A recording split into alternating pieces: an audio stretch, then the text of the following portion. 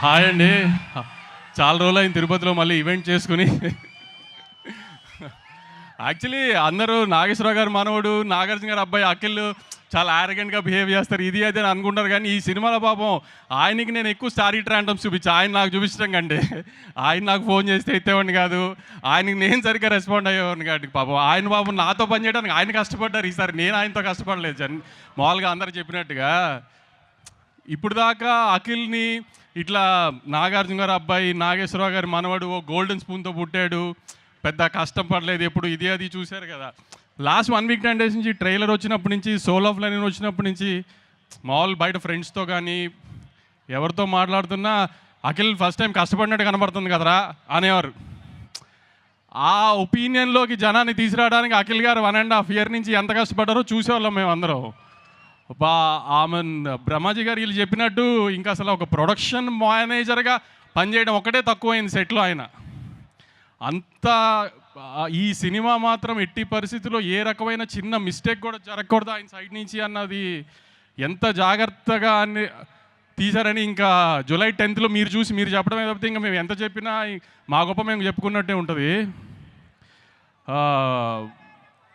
Interval last 40 minutes guarantee కంగు తింటారు మీరు. అది మళ్ళీ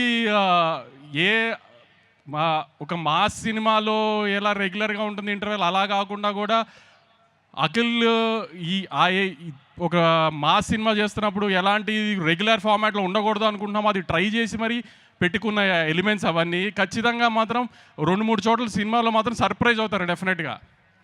ఆ స్క్రీన్ ప్లేలో ఆ కేర్ తీసుకున్నాడు నందు.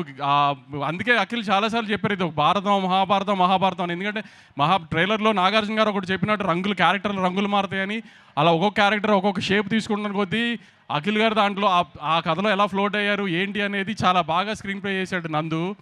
సో డెఫినెట్గా సినిమా చాలా ఎంగేజింగ్గా ఉంటుందని అయితే గ్యారంటీగా నమ్ముతున్నాము. సో జూలై 10th ఖచ్చితంగా మీరు ఎవరు డిసప్పాయింట్ అవ్వరు. ఇంకా ఏ స్థాయిలో ఒక్కొక్కరికి నచ్చుతుంది అనేది జూలై 10 సాయంత్రం నుంచి మీరందరే మాకు చెప్పాలి. కానీ మళ్ళీ బల్లగుద్ది చెప్తున్నాం, ఈసారి మాత్రం అఖిల్ డిసప్పాయింట్ చెయ్యరు. అస్సలు ఆ ఒక్క సెకండ్ కూడా మీరు ఆ భయం పెట్టుకోకుండా థియేటర్కి వచ్చి సినిమా చూడొచ్చు. మీరు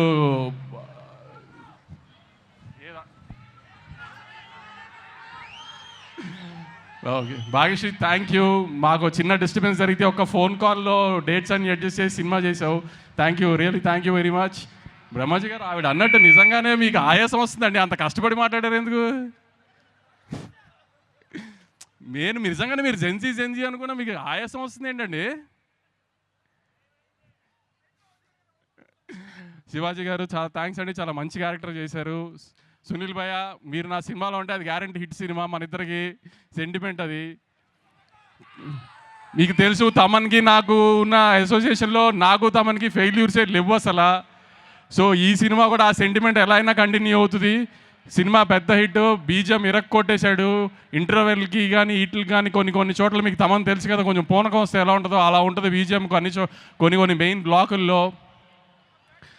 ఇప్పుడు నవీన్ గురించి ఏమైనా పొగిడినా మీరు మళ్ళీ తిడతారు కాబట్టి ఇప్పుడు ఆ టాపిక్ వద్దు, సక్సెస్ మీట్లో మాట్లాడుకుందాం. ఇంకెవరన్నా మిస్ అయ్యి ఉంటే ఐఎమ్ సారీ. సుమగారు thank you so much Vamshi garu for all the passion that you have towards film making. Nag sir గురించి నేను చెప్తే బాగుండదు, అందుకని నేను ఇప్పుడు ఏం మాట్లాడదలుచుకోలేదు. సార్ హిట్ కొట్టేసిన తర్వాత మాట్లాడదాం సార్ మన ఇద్దరం జూలై 10th తర్వాత. Okay, thank you so much Vamshi garu, thank you.